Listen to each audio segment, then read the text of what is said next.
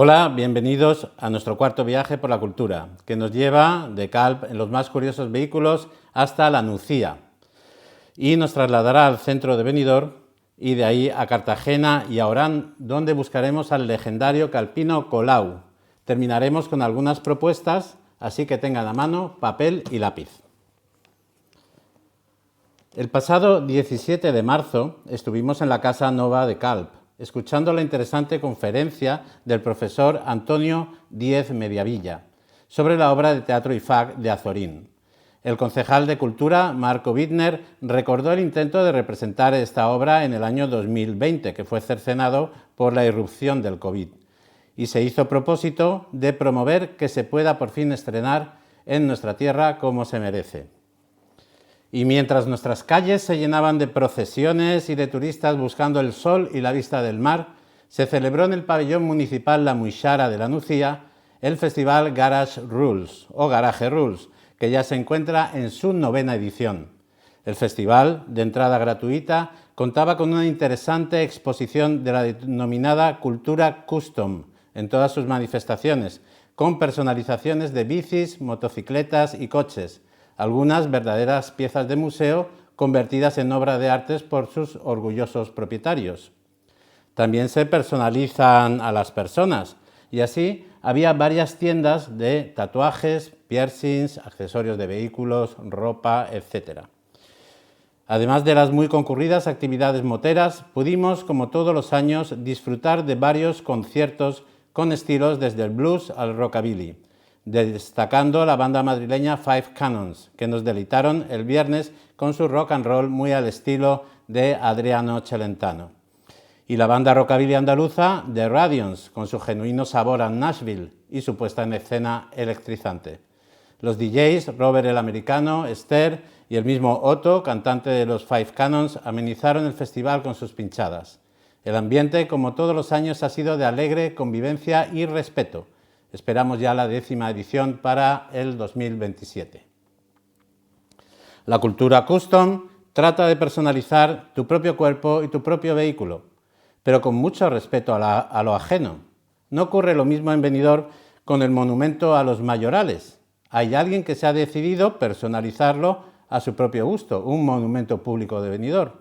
Recordemos en primer lugar al autor, José María Albero, pintor y escultor que trabajó años en el departamento gráfico del Ayuntamiento de Benidorm. A su creatividad debemos, por ejemplo, el mural de forja de la calle del alcalde José Such, al lado del Parque de Elche.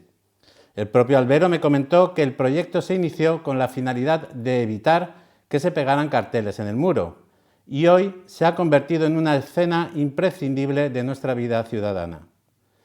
Hacia el extremo oeste del parque encontramos otra obra de Albero. Se trata del monumento a los mayorales, del que el mismo autor me destacó la valiosa y enorme roca de ónice que sirve de alojamiento a los motivos de forja que representan la cruz de San Jaume, el escudo de Benidorm, los propios mayorales y encima de todo la Virgen del Sufragio y el Yaúd de la Arribada.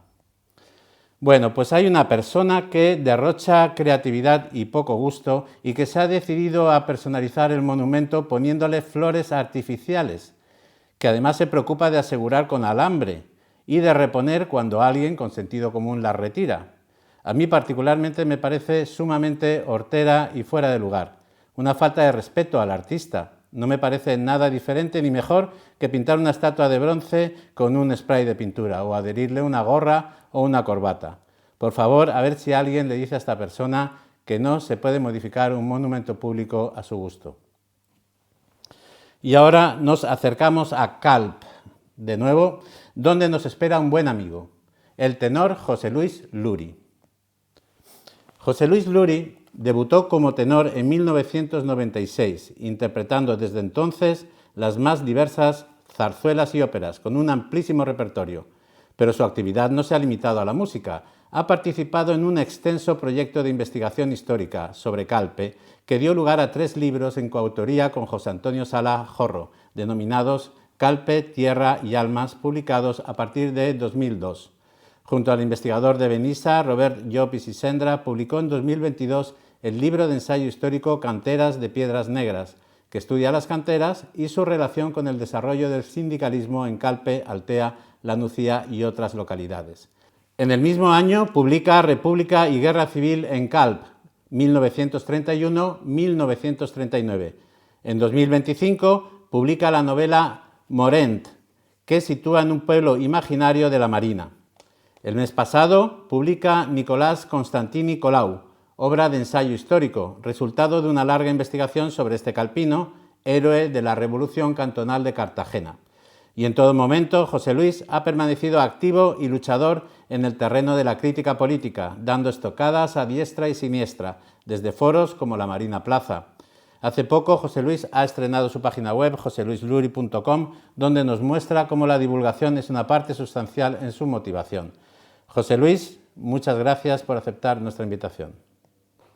Buenas tardes. ¿Qué hilo te conduce de la música a la investigación histórica y a la creación literaria?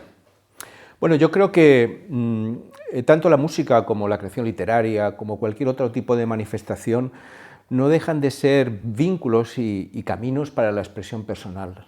Esa necesidad de contar cosas, ¿no? De mandar mensajes.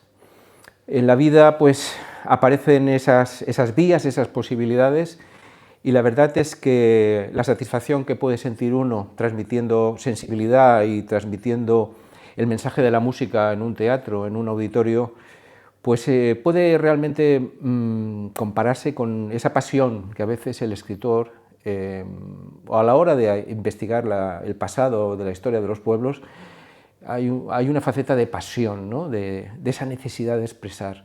Incluso cuando uno hace produce una expresión política, una opinión o algo, siempre es la necesidad de transmitir. Y eso te lo da el teatro, te lo da la música y te lo da también la escritura, ¿no?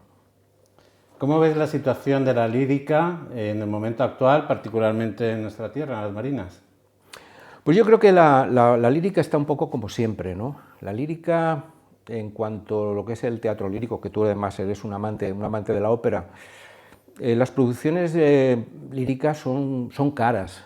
Tenemos que hablar de una orquesta, tenemos que hablar de actores, cantantes, coros. Entonces es difícil el poder manejar de una producción que sea una producción que no sea pues como las que se hacen en este momento, los teatros y auditorios de la comarca, que yo creo que son obras dignas, son obras que se hacen con dignidad y que la verdad se cubren esa necesidad que hay en el mercado de la demanda de la música lírica.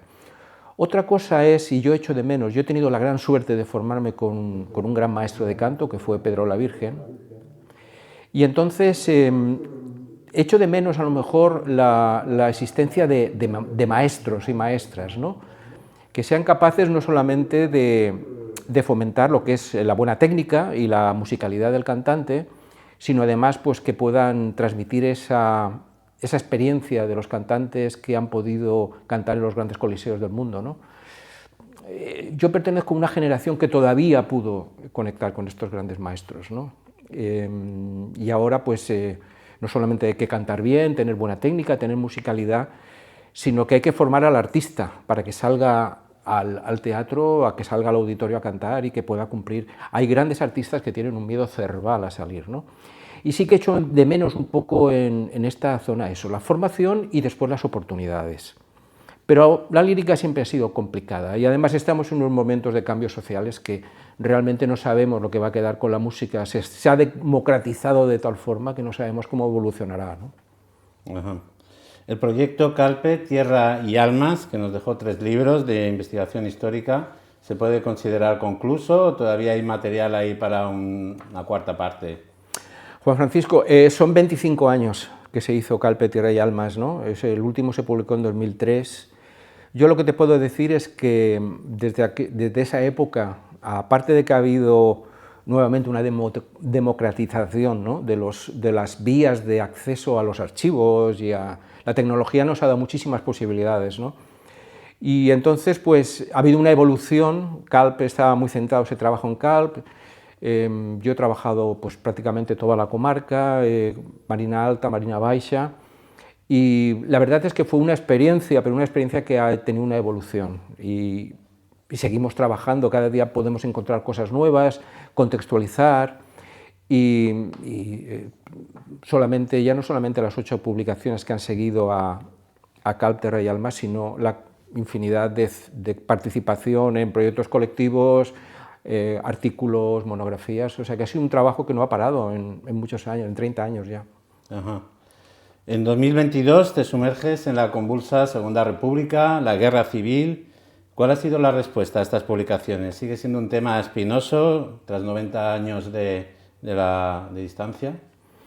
En el caso de mi trabajo de República y Guerra, que trató Calp y Benissa,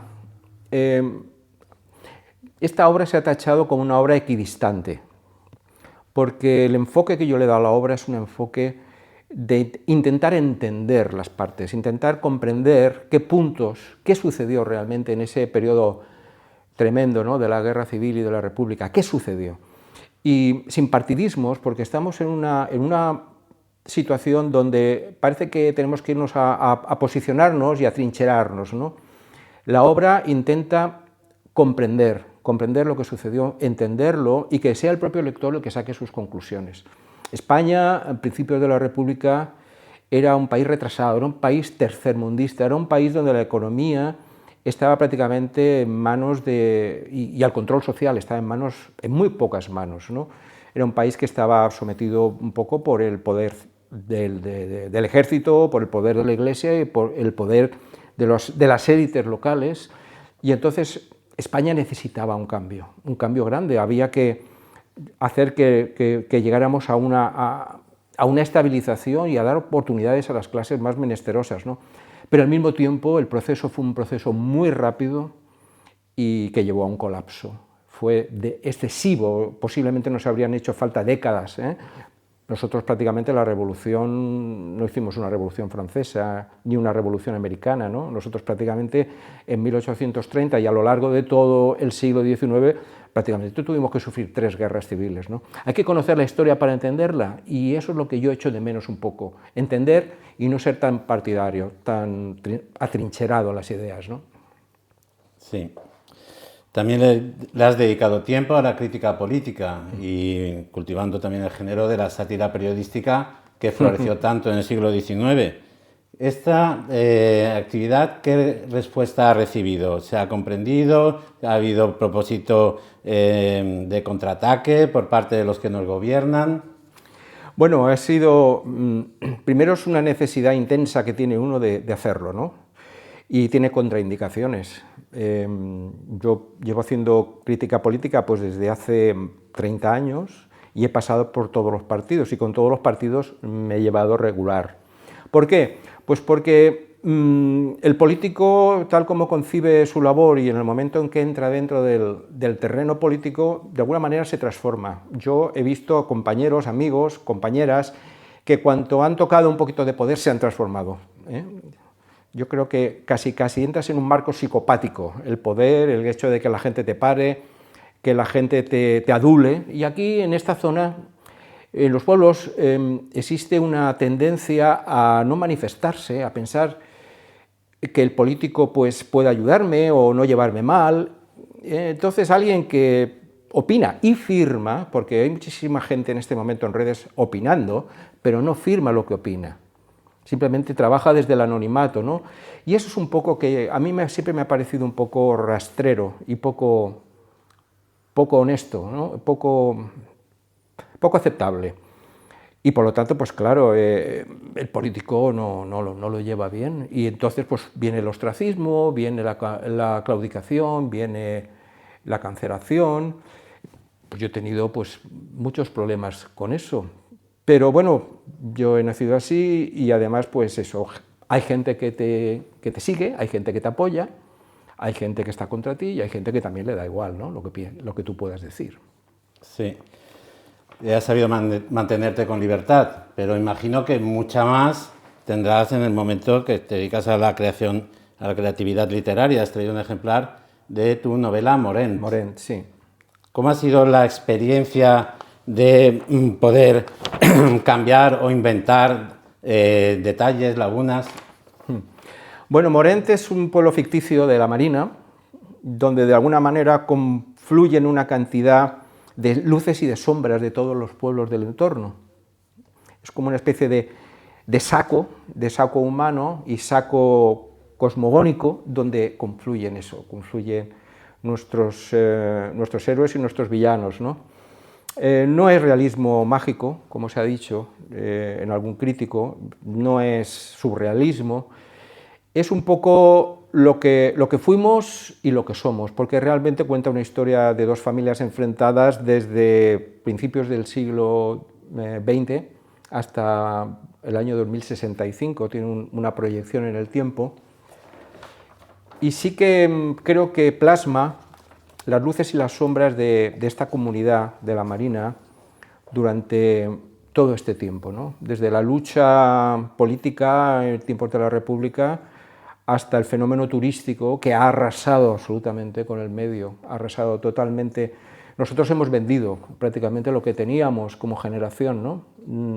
Por lo menos 2 generaciones han vendido esto, han vendido algo que no se puede reemplazar, ¿no?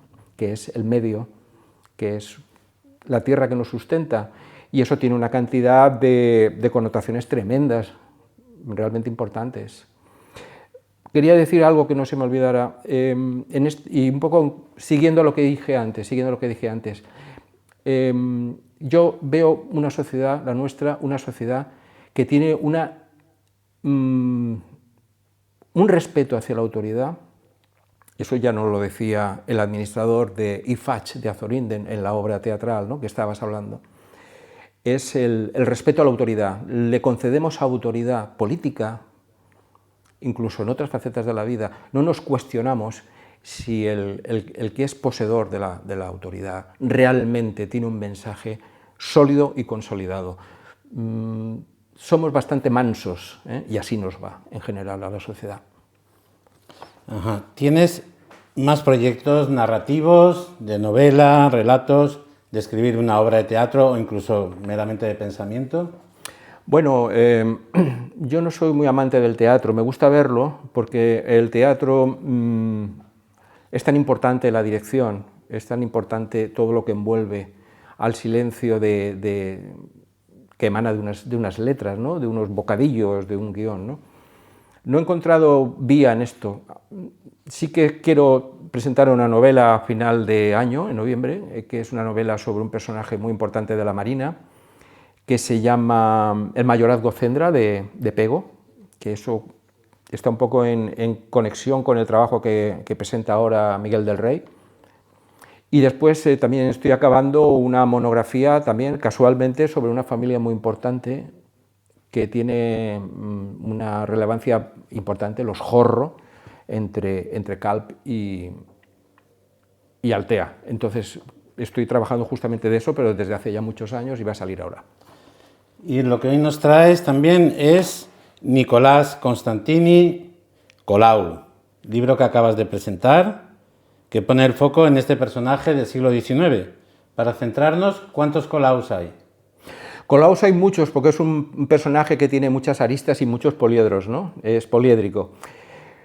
Que Colau, un señor barbudo que nació en Calp, un señor que ha merecido la atención de autores como Ramón J. Sender en el Premio Nacional de Literatura del 35, con Mr. Witt en el Cantón, o que haya sido recogido en los episodios nacionales de Benito Pérez Galdós, como mínimo para un calpino o para alguien de la comarca, es un personaje que tiene que hacernos levantar un poco las orejas. No tenemos tantos, no tenemos tantos prohombres.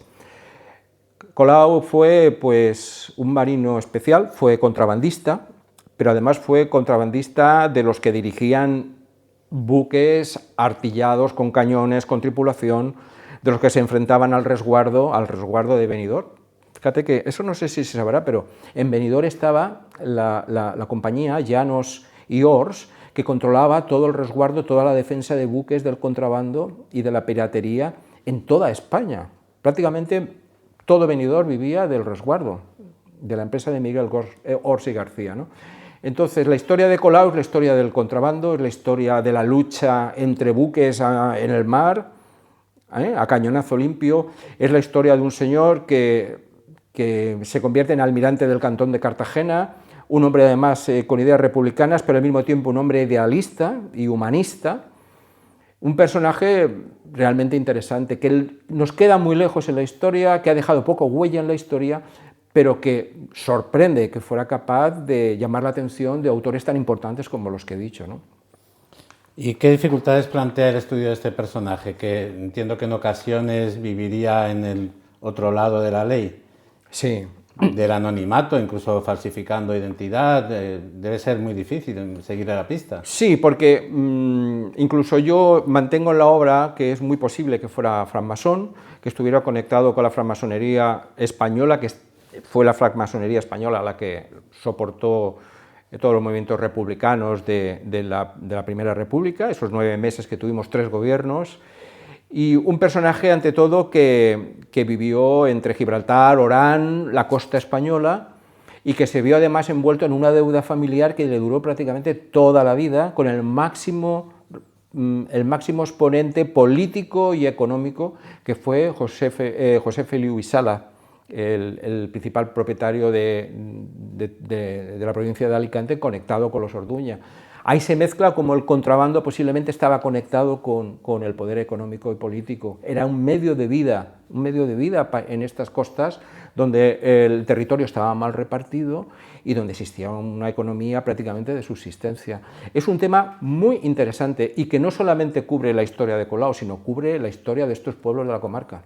Ya nos has comentado la posteridad que tiene el personaje, que podemos sacar pecho de este personaje los que somos calpinos, sí. Los que somos de Benidorm, yo que también tengo ambas cartas de naturaleza. También. Así que te pregunto, ¿dónde podemos encontrar esta obra de investigación? Pues lo ha editado Editorial Última Línea y en este momento el libro se vende en todo el mundo. En este momento está físicamente en librerías de toda España y bueno, hoy en día es fácil encontrarlo a través de internet, lo recibes en casa y es un libro que es muy fácil conseguirlo, vamos, es pedirlo. Pues muchas gracias por aceptar nuestra invitación y terminamos aquí la entrevista. No sé si quieres dirigir unas breves palabras a nuestra audiencia. Pues nada, yo quiero reivindicar ante todo el valor que tiene la historia local. La historia local, la crónica, no sé las nuevas generaciones cómo van a mirar, si van a tener un cierto interés. Posiblemente tienen una visión de la vida un poquito más a corto plazo, pero quiero a las personas que nos dedicamos a la historia local, que no somos personas, somos historiadores, porque ya dice el DRAE que historiador es aquel que cuenta historias, pero aquellos que no estamos metidos en proyectos que pueden ser de historia con mayúsculas, si algunas personas no nos dedicamos a esto de una manera totalmente altruista, porque de esto lógicamente no se vive, pues simplemente concienciar y sensibilizar a los que me están escuchando, a los que nos están escuchando, la importancia de saber de dónde venimos, hacia dónde vamos, especialmente en estos tiempos tan líquidos y tan democráticos que estamos viviendo. Abrimos nuestra agenda cultural. Hasta el 30 de abril podemos visitar la exposición de arte abstracto Relatos Inefables, de la autora Laura García Zaragoza, cuarto laurante, el Espai d'Art de Benidorm. También hasta el 30 de abril disfrutaremos de la exposición Entre peces y redes, del pintor David Alonso en la sala de exposiciones del Ayuntamiento Vell de Calp. El 17 de abril, en el auditorio de la Casa de Cultura de Calpe, concierto, la ópera y la zarzuela más vivas que nunca, con cantantes, músicos de cámara y piano. Entrada gratuita. El 17 de abril, en el Salón de Actos del Ayuntamiento de Benidorm, concierto, Ecos de un efeméride, en torno a Manuel de Falla, con Alba Signes al violín y María Eugenia Palomares al piano. Destaco con letras mayúsculas el Bali Rock and Roll Fest, que tendrá lugar los días 17, 18 y 19 de abril en el Gran Hotel Bali de Benidorm. No hace falta hospedarse en el hotel para disfrutar el festival a precios muy correctos. Hay 8 bandas programadas para el viernes, incluyendo la banda de rock and roll Mad Martin Trio, que ya nos saludó en nuestro primer programa, y la banda de rock garage de Boston, Mac and the Myers. que nos recordarán en muchos de sus vibrantes temas el Britpop de los años 60, como si tuviéramos enfrente una combinación de los Beatles y los Ramones. El sábado se sucederán 10 bandas y los DJs no descansarán. El 18 de abril, teatro con la obra Seller Román en la Casa de Cultura de Calpe, con entrada módica a beneficio de la lucha contra el cáncer. El 18 de abril, concierto de primavera en la Casa de Cultura de Alfaz del Pi, con Rubén Simeó, la trompeta convertida en espectáculo mundial, a precios módicos y a beneficio también de la lucha contra el cáncer. El 18 y el 19 de abril tendrá lugar el 16 Rally Fotográfico Peñón de IFAC, con diversas actividades y ponencias. El mismo 18 de abril, en el Palau de Altea, Zarzuela. Moncloa Producciones y la compañía Dolores Marco representa Luisa Fernanda, con música de Federico Moreno Torroba, una historia de amor durante la Revolución Gloriosa. Del 18 al 25 de abril se celebra el Festival de Cine de Benidorm Skyline. El Día Internacional del Libro, 23 de abril, tendrá diversas celebraciones en todas nuestras poblaciones, pero destaco la presentación en el Centro Social del Torrellot, en Benidorm, de la revista literaria Poiquilía, que alcanza su número 3, bajo la dirección de Carlos Ferrer y el diseño de Alicia Moreno, con contenidos muy interesantes. Los que quieran conseguir un ejemplar en papel gratuitamente no pueden perderse la cita a las 7 de la tarde. El 24 de abril, concierto de órgano por Joao Vaz en la Iglesia de San Jaime y Santa Ana, dentro de la programación del Festival Internacional de Órgano de Benidorm. El viernes 24 de abril, por la tarde, tendrá lugar en Calp la ruta teatralizada Cabanilles en Calp, gratuita con inscripción previa en la Oficina de Turismo. El sábado 25 de abril, en el Palau de Altea, se representará el monólogo teatral Poncia, basado en la casa de Bernarda Alba, de Federico García Lorca, e interpretado por la reconocida actriz y cantante Lolita. Poncia es una secuela reflexiva y profunda sobre la vida, el amor y la libertad. El mismo sábado, en el Auditori La Nucía, se representará Asesinato en el Orient Express, obra teatral adaptada de la novela de la escritora Agatha Christie, de cuya muerte cumplimos 50 años y de cuya calidad literaria damos fe los que hemos podido leerla en inglés, muy por encima de las traducciones ínfimas que siguen circulando en España. El lunes 27 de abril, concierto de saxofón en el Auditorio de Calpe, con entrada libre, a cargo de Elysia Quartet y Simon Dirick. Y espero que al cabo de todo ello puedan acompañarnos en nuestro 5º programa de Viaje por la Cultura. Será un placer.